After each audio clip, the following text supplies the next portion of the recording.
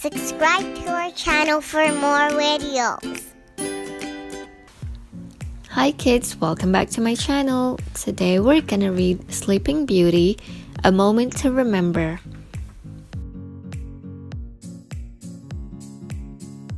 Princess Aurora signed. She loved being married to Prince Philip, but life in the palace was so different than what she was used to. Merryweather, flora, and fauna had raised her in a cottage in the woods to protect her from an evil spell. Aurora had had so much to do there, from cooking and cleaning to going on walks and spending time with her animal friends. Now that she lived in the palace, it seemed all she did was plan and attend parties. Tonight there would be yet another royal ball, and everyone was fussing over the plans. The royal chef couldn't decide on an ice sculpture. The royal florist and the table setter couldn't agree on flowers. While they were bickering, Prince Philip came in. "Hello, dearest," he said. Aurora beamed and gave him a hug. The table setter and the florist were annoyed at the interruption. "Princess Aurora," the royal florist said, "could you please tell the royal table setter that she must place the flowers in the middle of each table tonight?" "Princess Aurora," said the royal table setter, "could you please tell the royal florist that our guests will never see one another if I put his big flower arrangements in the middle of each table?" "Why don't you just put a single flower on each table?" Aurora suggested. The two servants looked at her horrified. "A single flower?" they said. Philip cleared his throat. "Ahem," he said. "That will be all, thank you," Aurora told her servants. She turned to Philip. "It's so good to see—" "Pardon me, Princess Aurora?" The royal steward bowed. "But I must have your approval on the seating arrangements." "Thank you," said the princess. "I will look at them." "As soon as we return," Prince Philip finished. Both Aurora and the steward looked at Philip in surprise. "Where are we going?" Aurora asked. Philip smiled. "Out for a ride by ourselves." The princess smiled. It was just what she had been hoping for. Aurora hurried to change her outfit.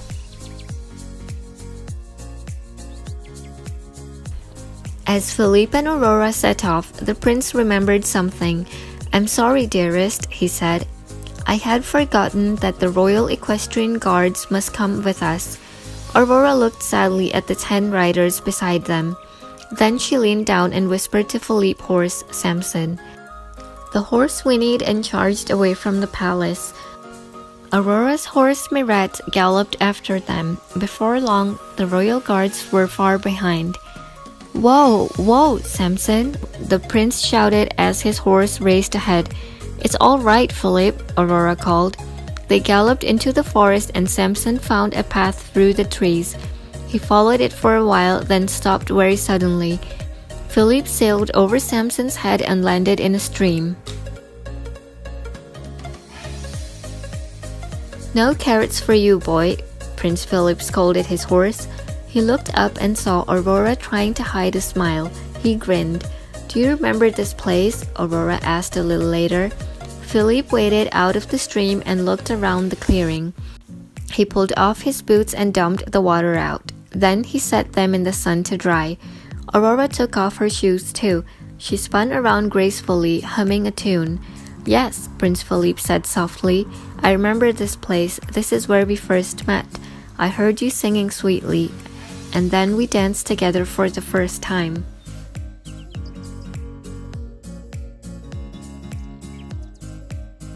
"I will never forget that day," Aurora said, "no matter how busy we get with our royal duties." Prince Philip smiled. "Nor will I. When I am with you, all others disappear." Philip and Aurora smiled, wishing they could bring the peacefulness to the glade back to the palace. Their quiet moment ended as the royal equestrians thundered into the glade. Philip put on his boots and cape. Then he picked up a fallen flower and handed it to Aurora.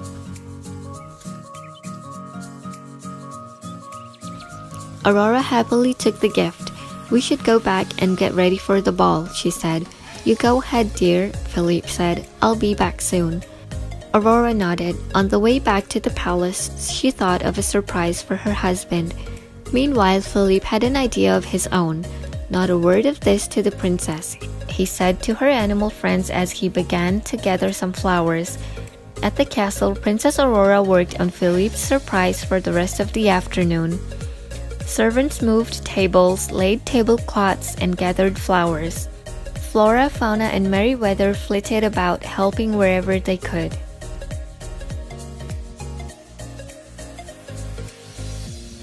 More than once, Aurora heard a servant murmur, "Our guests will certainly be surprised." Aurora just smiled. "It is Prince Philippe I want to surprise," she said. Not a word of this to him. That night, Aurora had just finished getting dressed when Prince Philippe came into the room. He held out a simple crown he had made from flowers. "Would you like to wear this too?" he asked. "Oh, Philippe!" Aurora put on the flower crown and hugged her husband.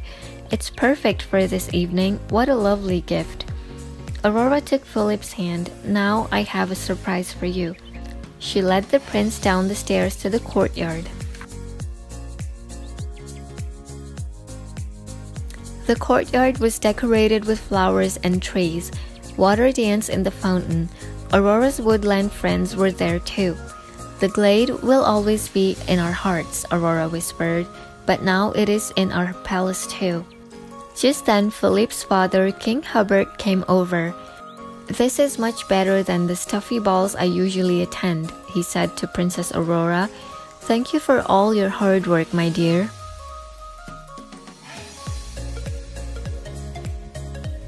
Philippe took Aurora's hand and led her to the middle of the courtyard. "It is beautiful, Aurora. Thank you so much." Aurora smiled at her husband, and they began to dance like the first time they had met. This too would be a moment to remember.